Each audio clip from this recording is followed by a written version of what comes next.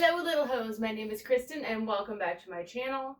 Today I am doing a very long overdue repot on a lot of my plants. Some of them are ones that I've been growing out in sphagnum that I really just want to try and convert to soil. Then others just honestly need to be repotted so bad. And I'm going to be a responsible person and not do my favorites first, but just things that I know really need to be repotted. So yeah, that is today's video. I don't know. How do y'all feel about repot videos? Are they interesting? Are they not? I did decide that maybe I'll talk about some things along the way to make it perhaps a little bit more interesting. I don't know. My soil is down here. This is just going to be my bucket for old soil and catching some drippings. I don't know if I have enough soil, so again, I'm going to prioritize the things that need it the most. And this lovely dude, I repotted him pretty much the first week I got him, and that was a year ago. But he has since outgrown his pot, I do believe. I did cut him the other day and propagate. This is my Philodendron rugosum aberrant form. This is the pot I'm going to be putting him in. This is a cool pot. We sell these at my work, but they're kind of expensive. And I managed to snag this dude thrifting last year. I'm also super proud to say that the cats haven't pooped in these cat litter tray soil container bins yet. So some things I thought we could talk about are, I don't know, hot button issues. At least in my mind. I don't know if they are to anyone else. Oh my god. Oh my god.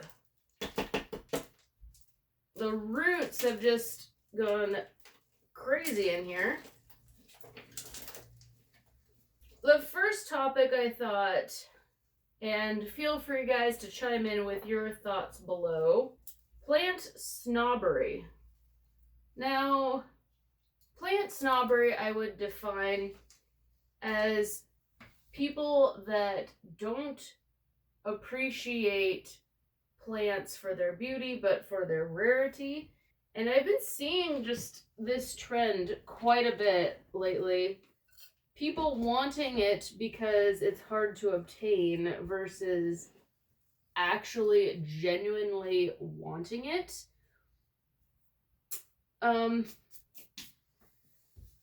there's nothing wrong, honestly, with wanting plants that are hard to obtain or being at that point in your plant parent journey that you're kind of over some of the more basic plants.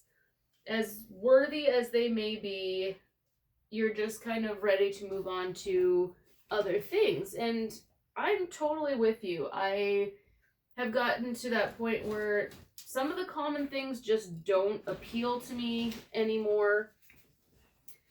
But I do worry that there's going to be a lot of people collecting plants just because it's the newest, greatest, latest thing, or buying it just because it's expensive and they can brag about it. If you are going to buy a plant and collect a plant, do it because you wholeheartedly enjoy it or think you will enjoy it as it grows, rather than being able to post it on your Instagram that I have this rare thousands of dollar plant.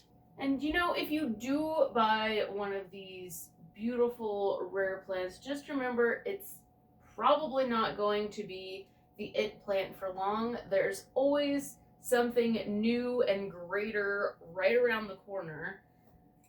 Hence why, you know, it's not always good to follow plant trends. I just see people going crazy and buying these plants for thousands and thousands of dollars. Things that really, in reality, aren't that rare per se, but because everyone else wants it, I have to have it. And I kind of hate that mentality. Little aberrant form is done. And I don't know why this morning I went and watered everything, but I did. So, yeah, my bad. I'm going to have to re-water these. Add some, maybe a little fertilizer and root stimulator. This is my Blinding Light Syngonium. I just also wanted to say that we're all at different points on our planty journey, and it's okay to be at either end of the spectrum. Either you're a new plant parent and are starting out small, starting out with some of the more common things. Holy crap, that's a massive hole at the bottom. It's totally okay to go your entire life without wanting a rare plant. Similarly, it's totally okay if you are over pothos, if you are over seeing ZZ plants and plain old green monsteras and are ready for the next step, and perhaps it's something more rare or uncommon, hard to find. I think it's just important that we don't make anyone feel bad for whatever part of the road they are on, be it the common club or the rare enthusiasts. I wish that we could all just appreciate the fact that we are all here for the same reason. We love plants. You know, I hope that we can all be a little bit more inclusive with other community members, no matter where they are. So this is done. This is another plant I recently chopped. This is Splash Gordon Philodendron, which is a bipennifolium. Oh god. See, this is such a cool pot. I absolutely love it, but word of caution to you guys, if you have a pot that tapers up, it's gonna be a pain in the ass to get it. Ouch! Oh my god. Am I getting red in the face yet?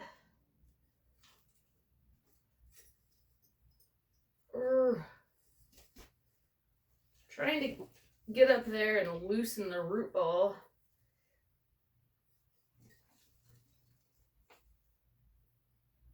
Woo! It might be a little big, but I'm gonna go for it. I am not one that shies away from either fertilizing in the winter or repotting. At least things that I know are fast growers and grow regardless of time of year. Philodendrons don't always grow as fast as in the summer, spring months for me, but I've been having a lot of success with just upping the light and keeping things humid. Quite a few of these things have been pushing out new growth, regardless of the fact that it's very cold out. I am quite proud of myself. I washed out pretty much all of these pots, almost all of them, before I replanted, which is something my lazy ass never does. It's a wise thing to do, but I am not doing it with this because that would require me getting up, going through this foresty landmine to get to the sink, and I ain't about that. Now, I remember how I complained so much about this pot and planting things in it. Well, I'm going to do it again. So, probably in a year's time, you'll see me complaining again about how difficult this pot is. This is a variegated Monstera carstenianum. I believe it's like a yellow form from my friend Julia. It's amazing. I love this plant so much. I thought the variegation would look kind of cool in this pot. So we're gonna go for it. It's future me's problem getting it out of this pot. So next topic is planty trends. And honestly, I've seen so many trends come and go, and I am just kind of curious to make a mental note at this point in time on plant things that are trending and maybe follow up in the future about those trends and see if they're still popular or not.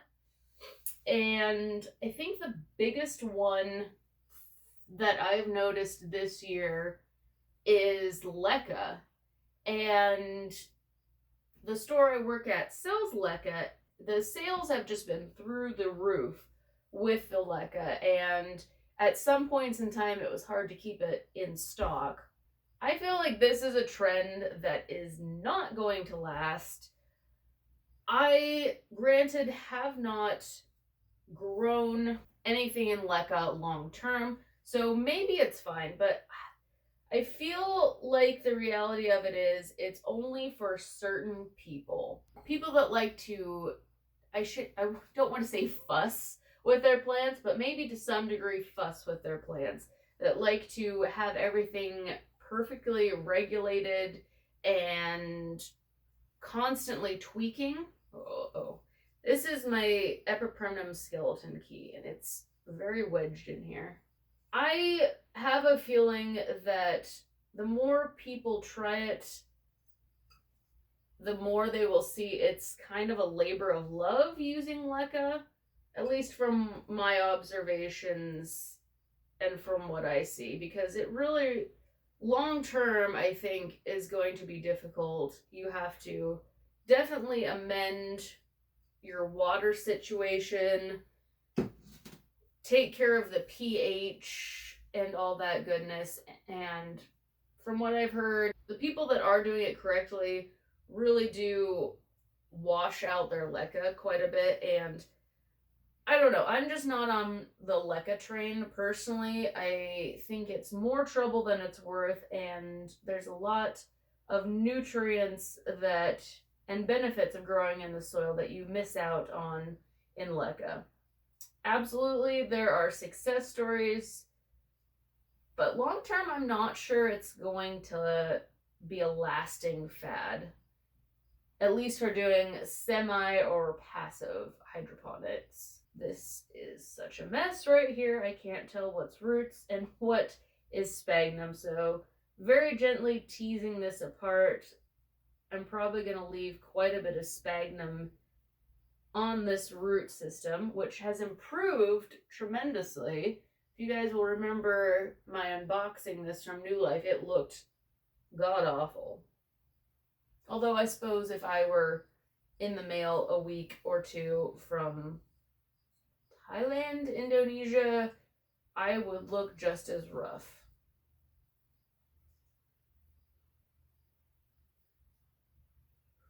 Is that a root? Was that a root? Oh, I think I snapped a baby root off.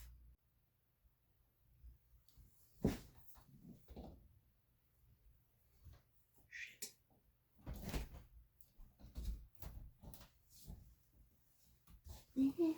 Okay, sorry if this looks different.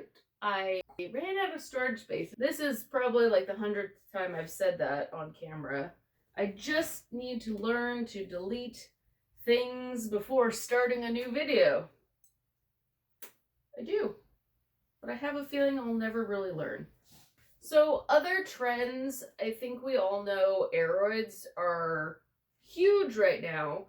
And I do foresee that trend continuing for a while. But as people grow them, I think they'll realize some of these guys get massive, and most people do not have the space to grow plants with leaves that will get, 2, 3+ feet long. So as plants grow, I am fairly certain a lot of people will start realizing just how difficult growing some of these massive plants in a limited space can be. And perhaps, the trend will eventually start to decline and in favor of plants that are maybe more petite. Also, I'm feeling it myself. It's all done. I'm gonna get a little pole, I think, for it. I have a mini bamboo stake I'll put on this. Also, I, for one, feel it dreadfully how difficult it can be to keep adequate humidity for some of these plants, especially if you live in a region that is just dry like we are. There's a few points in the season where it's nice and humid, but for the most part, it's a very dry environment. So I think some people that are in my sort of situation will maybe get fed up with constantly having to have a humidifier on or a greenhouse just for certain plants. I do kind of regret not doing more research on what aeroids specifically are cool with less humidity and more humidity, just to sort of weigh my options as to what I really want to get. There are a few that I would probably pass on now, knowing how difficult they are to keep happy with lower humidity. And some, even in my greenhouse, I think would prefer more.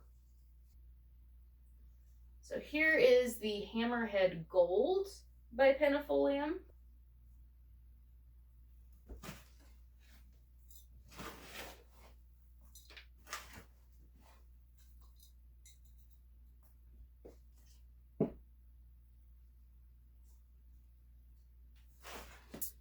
So I don't really know of any other plant trends at the moment, but I would absolutely love it to hear your guys' comments below on plant trends that you know of, if you've tried them, if you think it's going to be lasting, and why that is.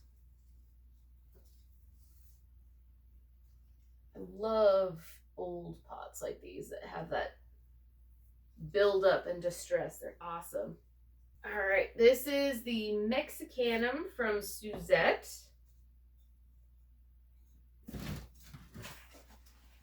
Okay, my last topic that I may get through way before my last plant pot ups is plant hoarding. And I know it's kind of fun and funny to say it like, haha, I'm a plant hoarder. I can't stop buying plants. I get it, and I mean, I've used that saying before, that I'm a plant hoarder. But in reality, I think a lot of people are hoarders of plants in a bad way.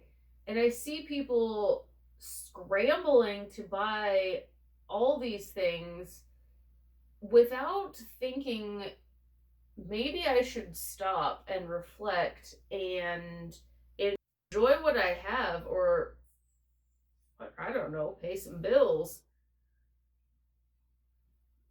So, yeah, I don't know if I can really speak because I have so many plants, but at the same time, I do know when I am kind of at my limit. And I think it becomes a problem when you can't admit to yourself that it's an issue, that you have more than you can legitimately take care of.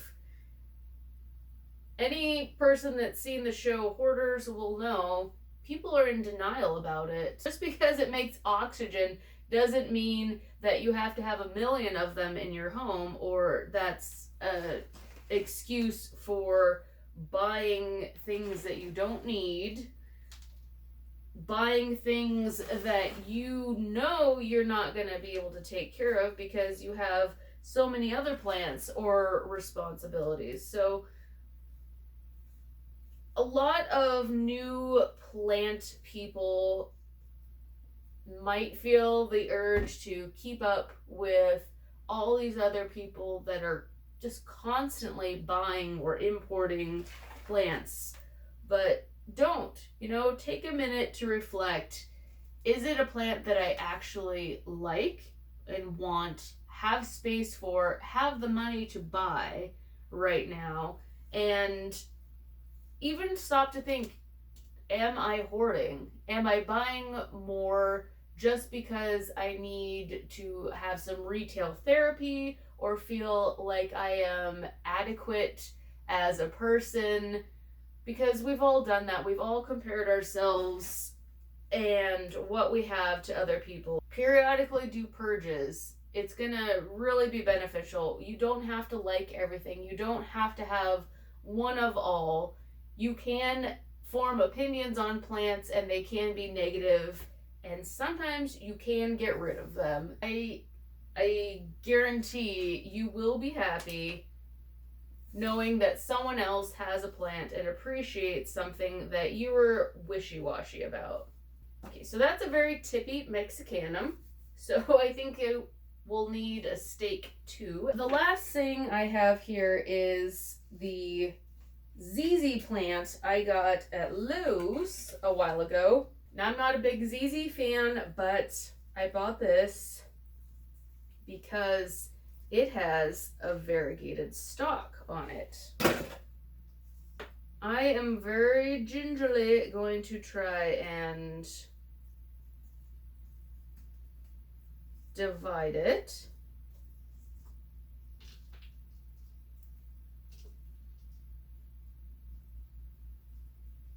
This soil is absolute crap, by the way.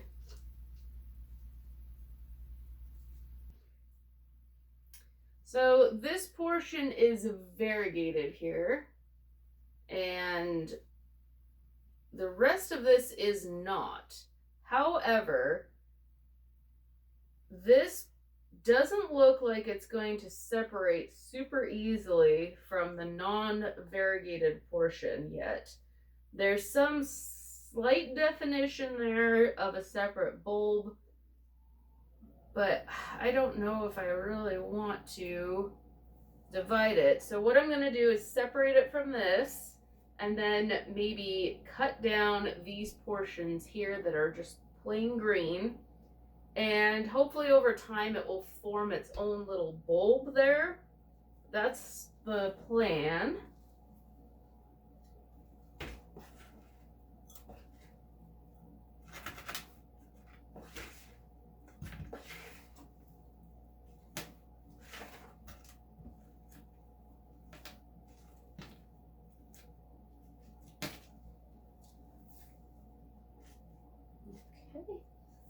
There's that. I might actually just leave that green on for another week or two just to help it get as much energy as it can to the bulb.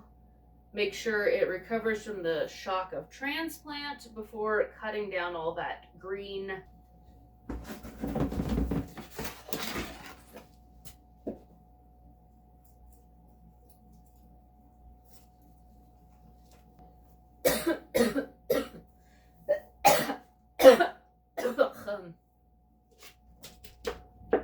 So dusty. Okay guys, that is it for today. I am just going to head off and water these newly potted plants. Probably also give them a little bit of fish fertilizer and root stimulator. and call it a day. I would absolutely love to hear any of your comments below on some of the topics I talked about, your thoughts and opinions. I really do enjoy reading them all. So as always, stay safe, healthy, and sane, and I will talk to y'all real soon. Goodbye.